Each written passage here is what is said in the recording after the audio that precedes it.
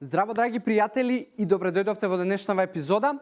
Моето име е Јосиф Дамјанов и вчера зборувавме за тоа што може да го стимулира вашето спиење, а денеска нема да зборуваме што да го стимулира вашето неспиење, туку да препознаете можеби кои се ефектите од предозирано со кофеин. Затоа што кофеинот е најексплоатираниот енерген во денешницава и многу луѓе го користат затоа што не можат да го истераат денот до крај без некаков стимуланс, од причина што можеби повторно начинот на живот кој што го практикуваат не е оној добар и квалитетен за да самото по себе телото продуцира доволно енергија.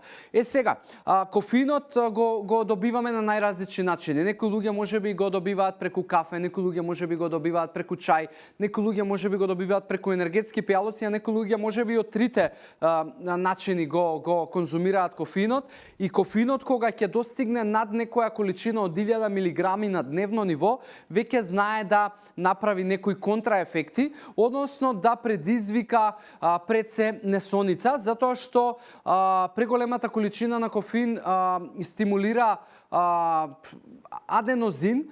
Тоа е хемикалија во мозокот која што е одговорна да го стимулира уморот. И затоа кога пиете кафе и кога имате кофеин, овоја хемикалија, односно хемиско соединение, не е хемикалија, се намалува и практично се намалува и уморот, а од друга страна се стимулира адреналин, кој што е хормонот на енергија и на возбуда, и на тој начин практично многу луѓе можеби си предизвикуваат несоница и се предизвикуваат да имаат кратки интервали на длабоко заспивање и често се будат во текот на ноќта, што го зборувавме и минатата епизода.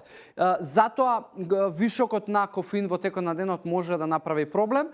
Втора работа што можеби ќе се предизвика од преголемата количина на кофеин е дигестивни проблеми, затоа што лаксативниот ефект кој што го има кафето, доколку некој од вас на сабајле има обичај да пие кафе и да оди во веце, тоа е затоа што се стимулира еден хормон кој што го продуцира стомакот, а се вика гастрин, и тоа овозможува полесно празнење на цревата и побрзо движење на храната низ цревата, што многу често ако го претераме повторно со кофеин знае да направи можеби и диареја.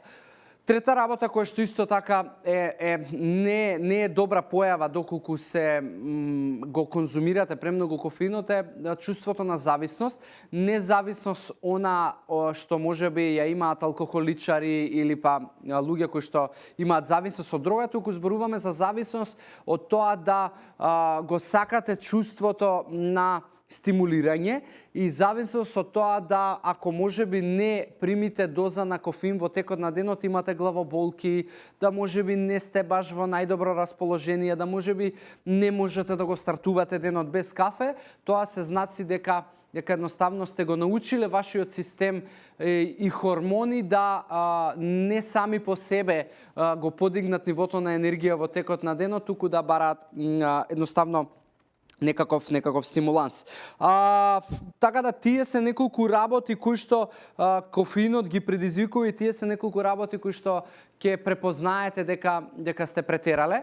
1000 милиграми нормално е дека не може да ги извагате, но во секој случај еве чисто како факти да знаете дека една лименка енергетски пијалок некаде има од 350 до 500 милиграми на кофеин и доколку можеби испиете уште 2 кафиња до 3 во текот на денот, тоа значи дека ќе ја преминете таа граница од 1000 милиграми.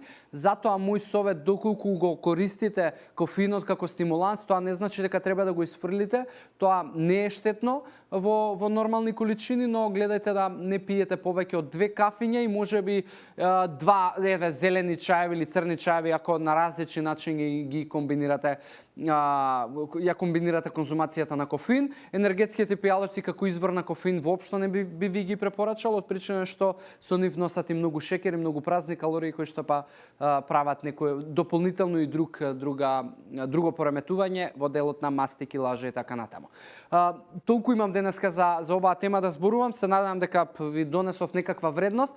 Како и да е, слободно користете и хаштаг #AskJosif или комуницирате ма во приватна порака и доколку имате некакви прашања или коментари да дополните во врска со овие теми, јас би бил повеќе од среќен затоа што едноставно тоа ми е мојата инспирација и мотивација.